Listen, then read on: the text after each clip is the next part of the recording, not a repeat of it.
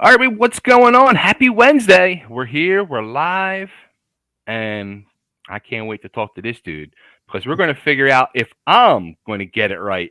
The name of the new album, Mark Evans from Heaven's Edge, is in the house. How Welcome you to the show, doing? man. Good, man. Good.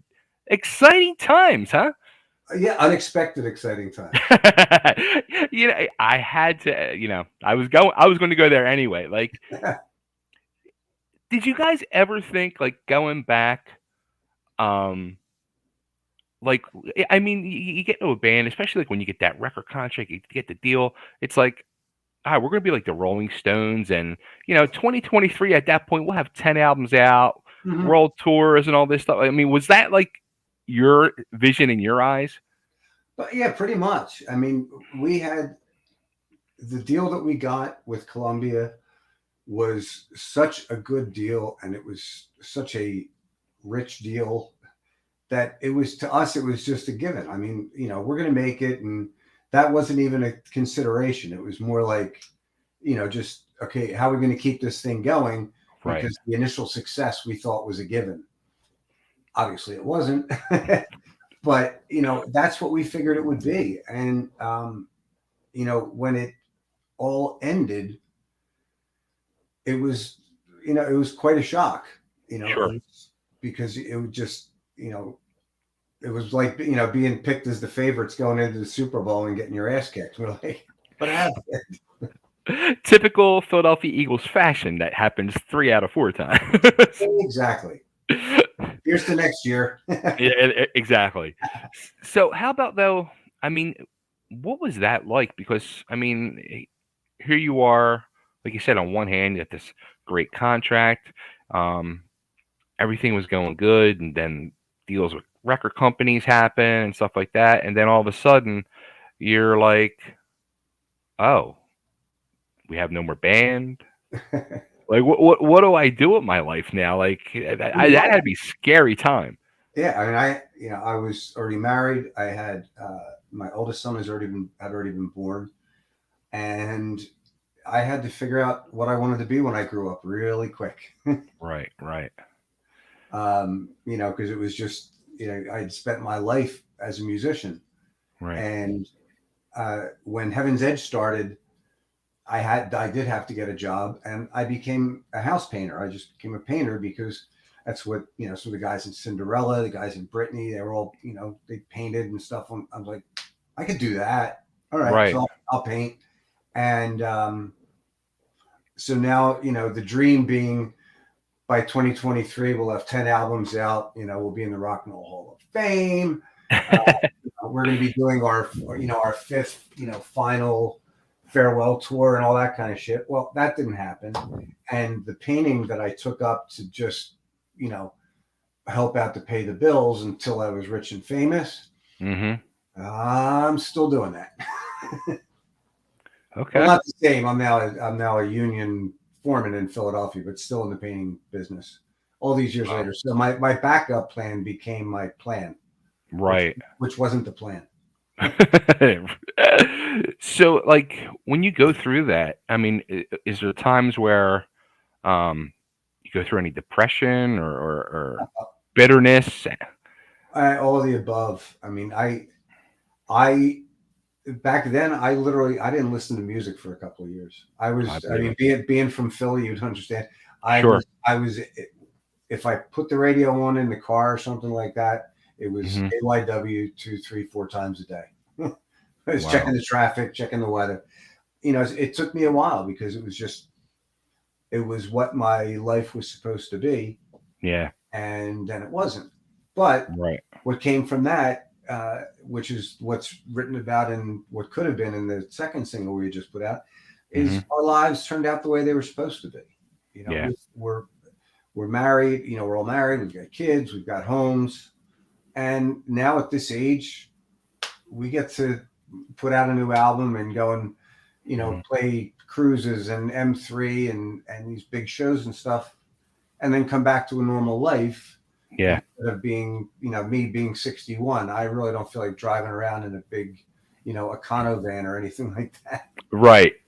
It's like like I went through that with like the pro wrestling thing. Like when the thing, I was like there and I had it in my hand. I thought it was going to happen, and then it didn't.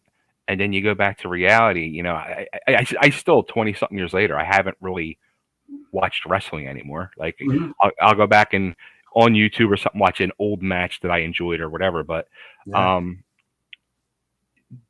I also now for me, and let me see if you think the same way. The way you just mentioned that, like I think to myself, if I did make it to that other side and became that person, that star, Hmm. would my life had ended up worse? Because like how many guys have you seen make it to that other side or have that huge success, and then 30 years later, now 40 years later, they are doing that. They're out there in those squished into a sprinter van, Yeah. hoping to draw a crowd, Hmm. not really making any money, and their lives are wrecks. Yeah. And now you guys kind of took the opposite way and have like a no pressure approach to everything now.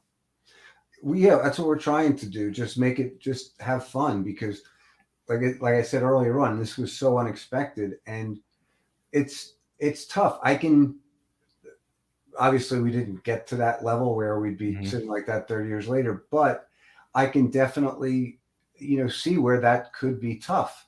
Hmm. Even with people that I know that had gone through some rough times. There was actually a song I had written, Reggie and I had written a bunch of years ago, that was called "Waiting for Yesterday," and Okay. it was written about that because you get older and you're looking forward to something that happened all those years ago. It's like, Yeah. why can't this happen again? But because of guys like Eric Baker and Larry Moran and the guys that are putting these festivals and crews together and all that, Hmm. people have a chance, at M3 to go down for the weekend, and it can Yeah. feel like 1987 for the weekend. Right. It feel like 2023 on Monday, but Saturday and Sunday, it's going to feel like 1987. So you get that little escape, and it works the same for us. We Yeah. get up on stage, and you go through the setup and everything, and you get to go out in front of that crowd, Hmm. and it's the adrenaline, the high from it is amazing. Yeah. But then you're back to reality, Hmm. and you just have to be able to balance that, okay? And we approached this record and this record deal and what we're doing once we decided to agree to do the record, and we actually have agreed to do two more. So Wow. Okay. yeah, well, that's no pressure. But we set out with this record, or I set out with this record deal, and everything was going on. Is I wanted to make sure that we enjoyed the process of doing the record, Hmm. writing it, rehearsing it with the band, and recording it, which that was great. We had a great time. I wanted to make sure when the record was done and mixed and mastered and all that, that it was something that myself and the rest of the band were really proud of. Right. Whether anybody else liked it or not, I want to make sure we were proud of it. Then after Hmm. that is once it comes out, hoping that the majority of people that listen to it that were Heaven's Edge fans before are going to like it and go, yeah, that's great. That's the Heaven's Edge album that I was hoping to get. I know there are going to be people. We've already seen some comments, luckily very few, that are like, oh, sounds like this. Oh, should have that, or different stuff. But most people are enjoying it, and people just have to be realistic listening to it. It's Yeah. been 30 years since we did this, so Hmm. it's not the easiest thing in the world to go, okay, I need to write like I was when I was in my 20s Yeah. or in my 30s. And and lyrically, I mean, I'm the one that writes the lyrics. Hmm. Lyrically, at 61, I can't be writing about getting laid and you know stuff like that. It just Right. or I'm not going to be writing anything about firing my rocket or any of that kind of stuff that would make me cringe. So you also have to come up with stuff that at least seems a little bit more logical coming out of somebody my age, but Right. still has a rock and roll edge to it. So it's different, and all you can do is do your best because we're doing it. Before we did it full time. Now we're doing it in our spare time. Yeah. So we've got less time to do it. I mean, the vocals on this record, I sang that whole record in a week Wow. while working the whole week. Go to work, in the summer, go to work. I drive a company van for the company that I'm working for. Uh, so I'm driving this like big, ugly white work van, and I leave work in Philly, and I would drive to the hotel and pick up this guy by the name of Jacob Bunton, who produced Hmm. the vocals with us, and also Reggie and I wrote 4 of the songs on the record with him. Where Okay. he, yeah, I guess wrote with. There were songs that we had written, but they needed something, and we just weren't coming up with it. So Okay. we sent the songs to him, and then luckily he listened to them and went, "Oh, you should do this here and that there." And we went, well, "That's freaking brilliant." Okay, all we needed. So, but we wanted him to be involved when I was singing the record. So I'd pick him up in this dirty old work van. I'm sure he's not used to. And we'd drive to the studio and then go in there and sing for 5 or 6 hours. And then I'd be shot because I'd have to go to bed to get up the next day. And we would, Right. Reggie would come in and work with him for a while on guitars and stuff after that. But like you said, it's something we're doing while we're still living the rest of our lives. Right. Well, how about that? Like you touched on that. Like, I mean, it's got to be a completely different approach because you're going back to the early days of Heaven's Edge and the first album. You're in your 20 somethings, Mm-hmm. and you have that hunger inside that you're trying to get that record contract. You're trying to be that Rolling Stones. You're trying to do all this, and now at 61, it's like I don't need to do that now. Now I could just let it flow, and let it go, and just let my heart fucking pour out. Yeah, I just like I said, I just we so far I'm considering all of it a success because I can go on to Mm. Facebook or YouTube and like I said the comments are just have been wonderful and they Mhm. make us feel great. That's because we're not going to go and tour the world. We're not going to do anything like that. We only play a Right. few times a year, and that's pretty much what it'll probably stay at. But we wanted people to enjoy it and listen to it and go, yes, this is the Heaven's Edge record that we were hoping that they would put Yeah. out. And like I said, we accomplished the first 2 things. We wanted to enjoy making the record. I wanted to be proud of it. We all wanted to be proud of it, which we are. I mean, we've been like kids waiting for Christmas because we've been listening to this thing done since back in like I don't know October. Just going, why I want people to hear it now. I want to know, Sure. waiting and waiting. So for us, it's great that all this, the songs have come out now, and looking forward to people hearing the rest of the record as well. That's But keep the awesome. positive comments coming. We're enjoying them. So, all right. So, going back to this, then, like, and let's talk about the actual record contract itself. Like, when were you guys approached about all this? That was, I'd say, probably about 2 years ago, Okay. and we were, I mean, we were planning, we were planning on the record being done sooner, Okay. but I know it was like winter of 2021, I guess, Okay. over the winter, and they had messaged us, and we got onto a video call with the people from the label, Hmm. and we agreed to go ahead and do it. But then that spring, I ended up getting really, really sick. I had an aneurysm Oh that shit. burst in my abdomen. Oh. And, yeah, so I was in the hospital for quite a while, and I laid up, for it was a few months, Okay. and a few months before I could get back on my feet again. Then another few months of recovering, and so that kind of pushed things back a bit. Um, but then, well, recovering from that is when Reggie and I were working on trying to finish the rest of the record. The writing of it. Right. We knew we had enough songs, but we knew that we could possibly come up with a few that were better, which luckily we did. So Okay. there were other songs that got pushed off to make room for for some of the newer ones. So, if well, first off, were you guys expecting to get approached by No, Frontiers or anybody? no, No. no, Wow. not at all. I mean, Reggie and I kept writing, but not at we need to make a record pace, but we would come up with an idea here or there. So you guys had started writing regardless. Yeah, we had been writing over the Okay. past 10, 12 years anyway, but Okay. just more like, oh, here I have this idea, not when you get a record deal, and then you're kind of writing with a purpose. Like, I Right. need to get these songs done, or I need more. I'm not happy with what I have yet. But what we were writing before that was just, oh, here I have this idea, and then we'd finish it and play around with it. But there wasn't any pressure, so it was just kind of for the fun of it. This Right. was still for the fun of it, but we also had a schedule to keep, and we knew we were kind of behind schedule Okay. because of me being ill for all that time. It Sure. just took a while to get back to normal. Do you think you guys would have started putting stuff out yourselves? I mean, if you guys were writing for that long, or you guys really didn't even, I you know, guess like, that's probably possible. If we had written some of the songs that ended up on this record and said, you know what, we really have to do something. I mean, hmm we have the capabilities in our homes to make a record right. now, which is crazy. Uh, the technology has gotten to that point, but but it's nicer to go to a studio and have the band together and hmm work on it together. So, I mean, we probably would have put some of this stuff out somehow, found a Okay. way. I mean, Dave is our drummer is a record executive.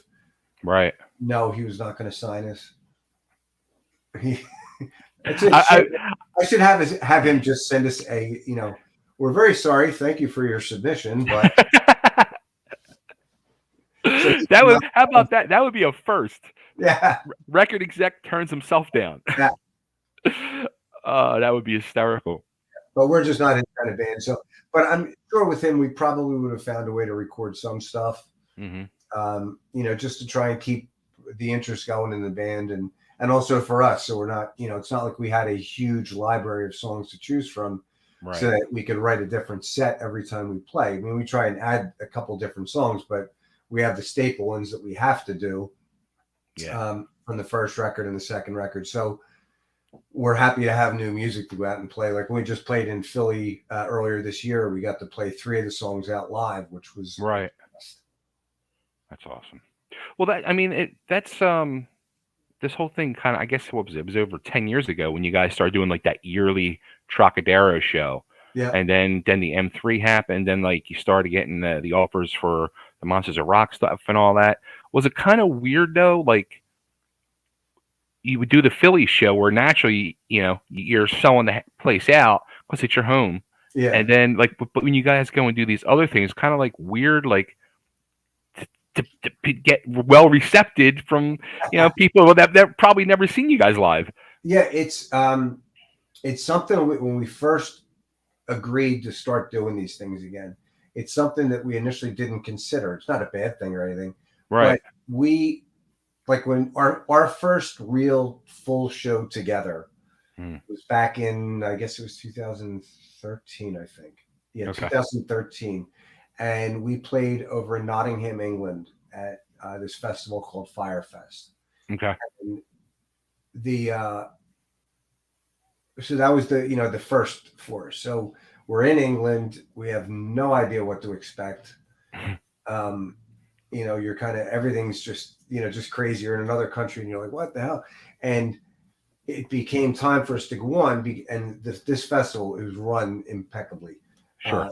and so everything. I mean, the schedule was tight. Everything was right on, and they did a great thing. They had a stage, like they had all the different amps and stuff downstairs in this huge venue, so the guitar players and bass players could get their tone Okay. there, and then the guitar techs would take a picture of the amp, and then go up to the same amp up on the stage and redo all the dials. So for us, Okay. we never even saw the stage until it was like, okay, you guys are on.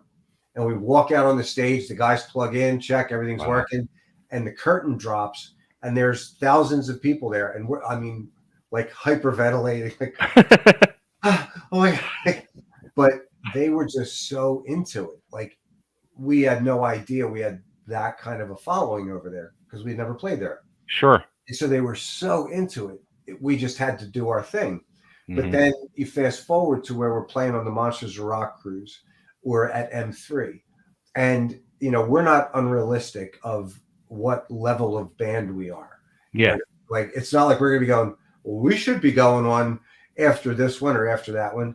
every band on there, we know that we're down on the lower end of it. So anywhere in the Right. afternoon you can fit us in is fine.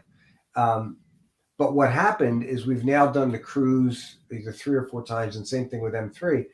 Is you go there, and we have fans that are, that go to those shows, Hmm. but then there are the other ones, and it kind of makes it like it was back in the '80s, where here's this new band coming into a club, and people are going to sit there and go, let's see what these guys got. And you have to go in and try and win over new fans. And Right. so all these years later, we realized doing these things like, okay, there's 3,000 people here, and probably Mhm. about 200 of them know who the hell we are. So we have to work on the rest of them. So Right. next time we play, they're going to go, oh, I got to see those guys again. And it's been great because then we go back to M3 or we go back to the Monsters of Rock cruise, and having somebody come up to me or come up to somebody else in the band and go, you know what? I got to be honest. I hope you don't mind, but I never heard of you guys until the last cruise. Wow. And I saw you guys were playing and I went in to check it out. And now I'm a huge fan. That is amazing to us. Yeah. To accomplish that now is great. We That's appreciate, awesome. trust me, the long-term hardcore fans that we have, we love them to death. Winning over new fans is also, quite the thrill. You know, you guys fall into this category because you guys get lumped into this. You see it pop up all the time. There's always somebody putting a list out on their music website or doing a YouTube video of like the top 10 albums from the era that like nobody heard that need to be heard. And that Yeah. first Heaven's Edge album is always on that list. Isn't we're like the valedictorian of summer school. You guys, you were the best of the ones that didn't get there. Yeah, yeah, We're exactly. like the Eagles in the NFC Championship game.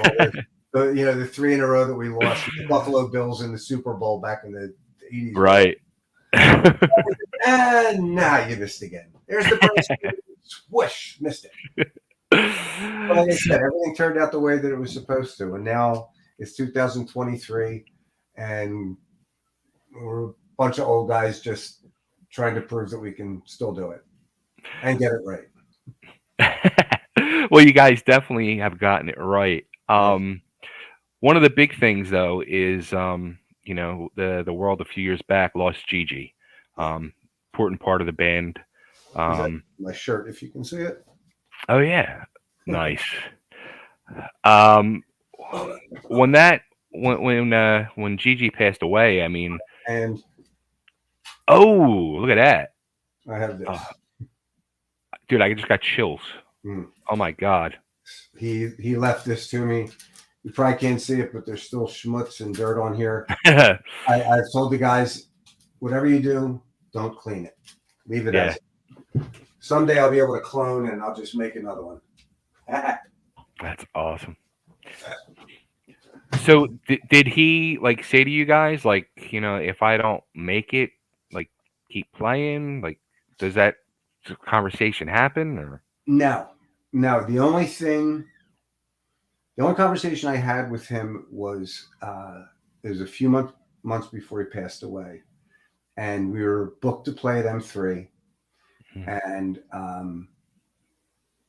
he was feeling hopeful that a couple of months beforehand Yeah, that he might be able to do it. okay. He's like, even if you guys have to wheel me out there, I want to do it because he just loved Mhm. being out there. Sure. And um, when M3 was getting closer, we had to make a decision. Okay, what are we going to do? Yeah. And um, he had told me, he's like, Mark, whatever you do, while I'm here, don't play it without me. That'd kill me. Sure. So we canceled it, but I kind of took it as him saying, while I'm here, please don't.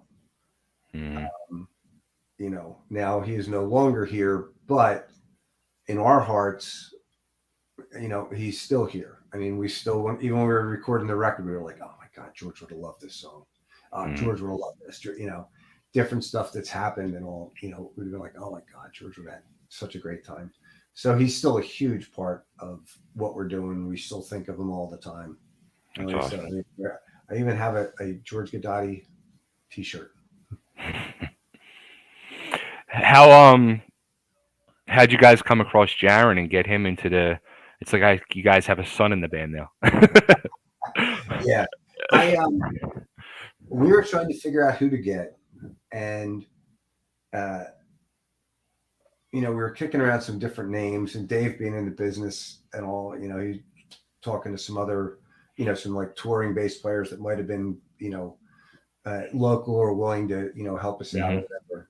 And I had probably 10 or so years ago, I met Jaron very randomly. I was selling an old bass amp because I'm a bass player myself. Hmm.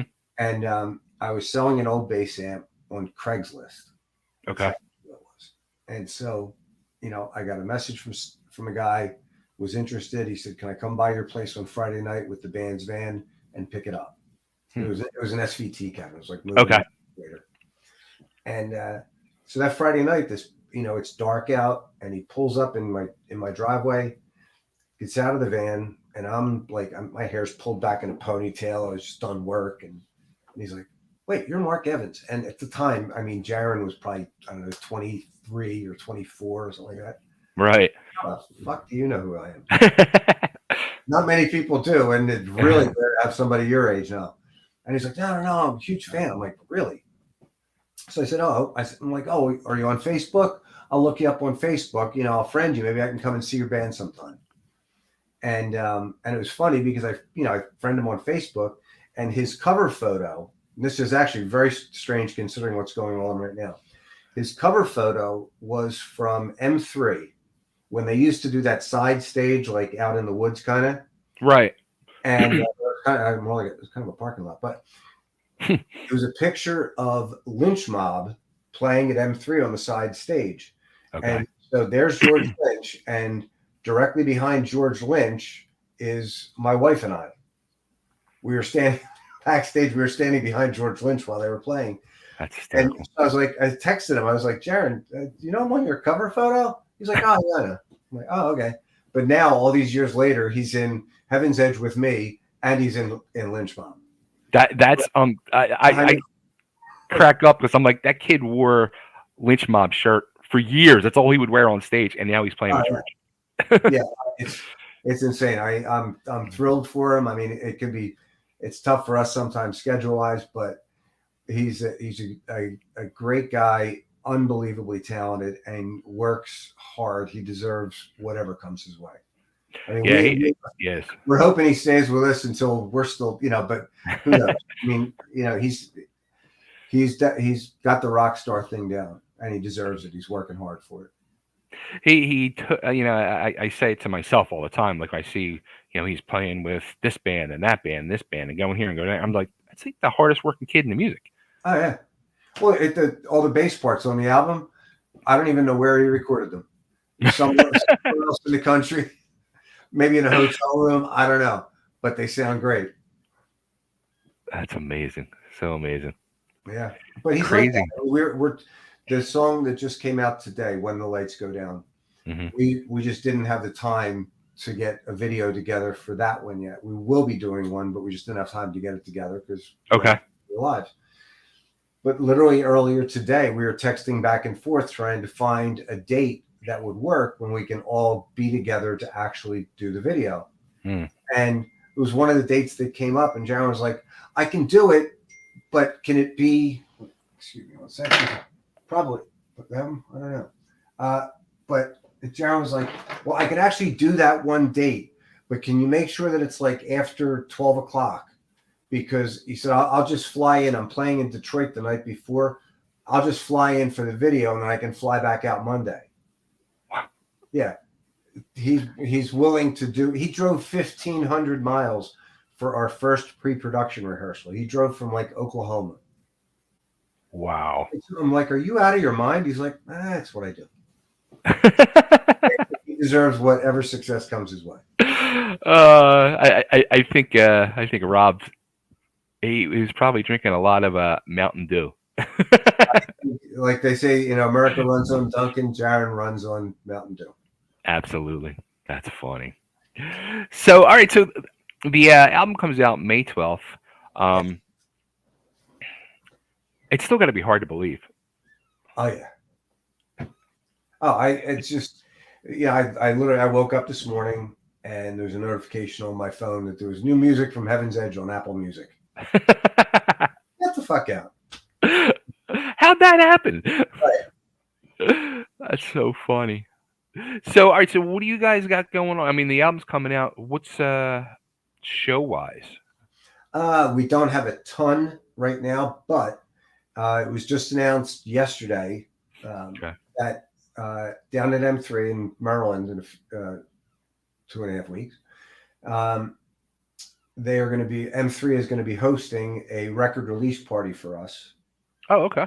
on Saturday night after the festival is over, back at the main hotel that all the bands and all stay at. Okay. They're going to have a setup there, and I guess it's a ballroom or something. They're going to have a full stage and everything for us. People can come in. It's free. Just come in and hang out.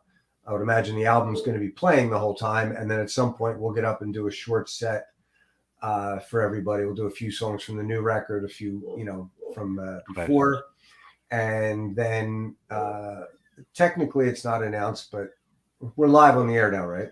Yeah. Okay. We will be playing M3 also on Sunday. Oh, okay. Yes, we will be doing a show on the main stage. It's just not announced yet, so there's an exclusive for you. Unless shit falls apart, and then we're not, because things change all the time. But as of right now, we're playing Sunday at M3 as well.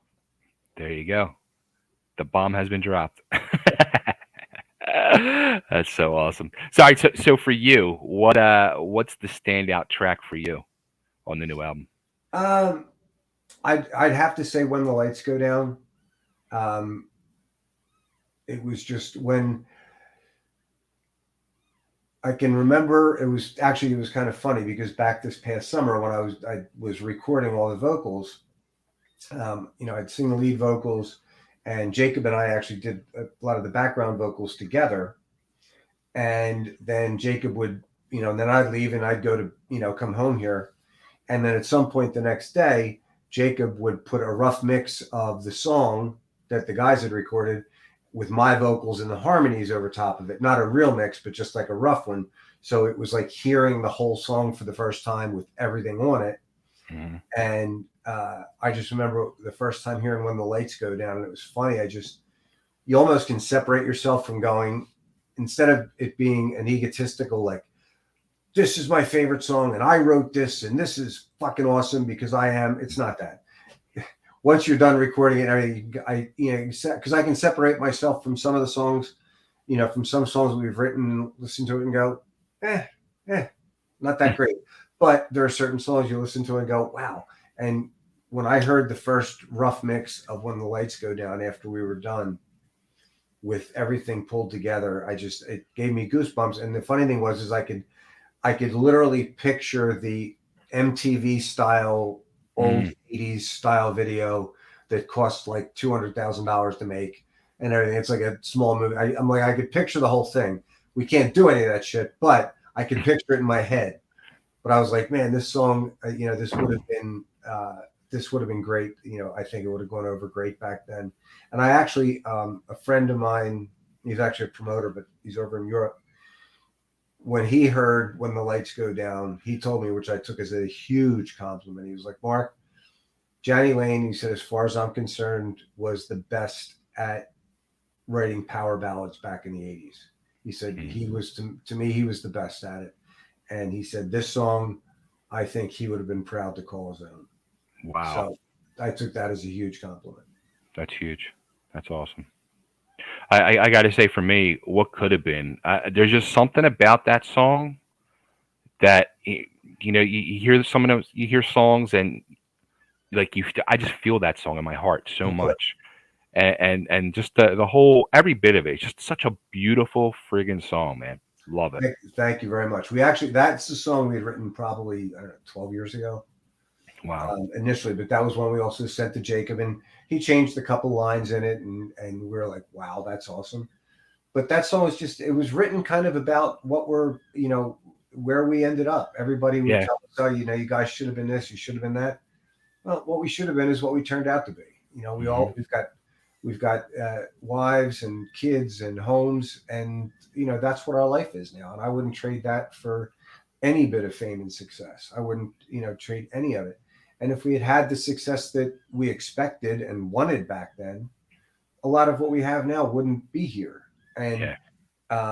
even if we had become all rich and famous and everything, I can't look and go, ah, well, that one kid, I, what I mean? Like they're way more important than any of this. So it's just a song just saying basically the lives that we ended up with, we would never want them to become what could have been, just to get the past that we had initially thought was what we wanted. If that makes Right. sense. All right. So how about this now? What's it? We've heard what it's like now for you. How about like your wife who's been there, since the old Heaven's Edge, the early days, and now your two children. Like Or it's a three, actually, whole three children actually. three. Yeah, Okay, so they are over the moon. I mean, they're thrilled with it. They are excited about it.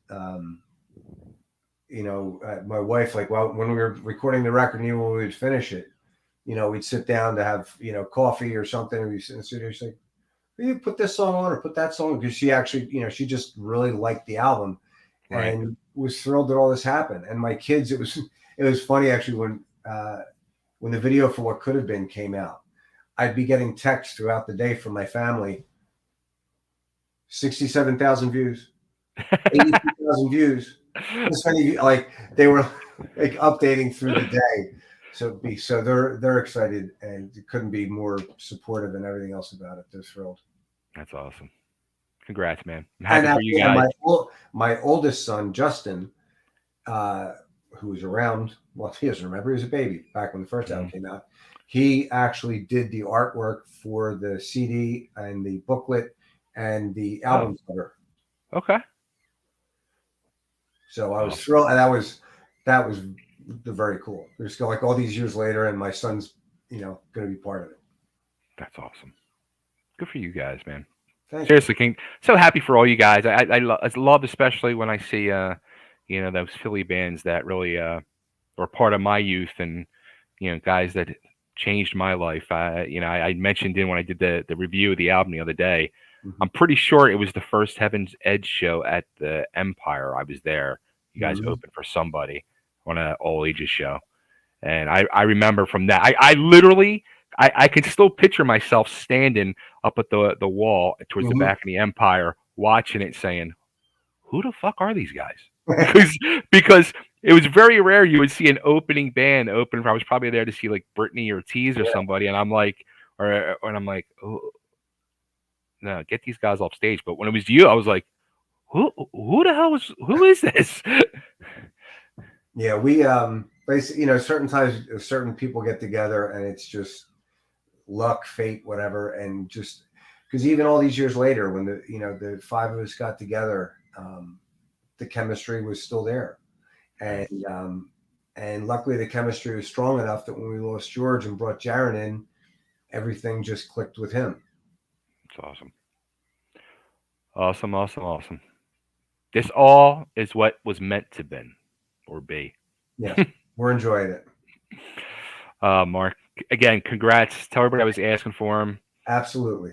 Nothing but love and luck to you guys always. And yeah, come down to Nashville. I'm in Nashville now. So Get the hell out. yeah, I've been here 3.5 years. So Yeah, I may take you up on that. I have not been there yet. I hope to be there. Nashville needs some Heaven's Edge for sure. All right, we'll work on it. There you go. All right, man. Thanks again, and I'll talk to you soon. Everybody, May 12th, Get It Right is out, and it'll be everywhere, so you can hear what I've heard and be very happy with what you hear. Yeah. All right, thank you so much, babe. It was great talking to you. You too, Mark. Take care. Bye bye.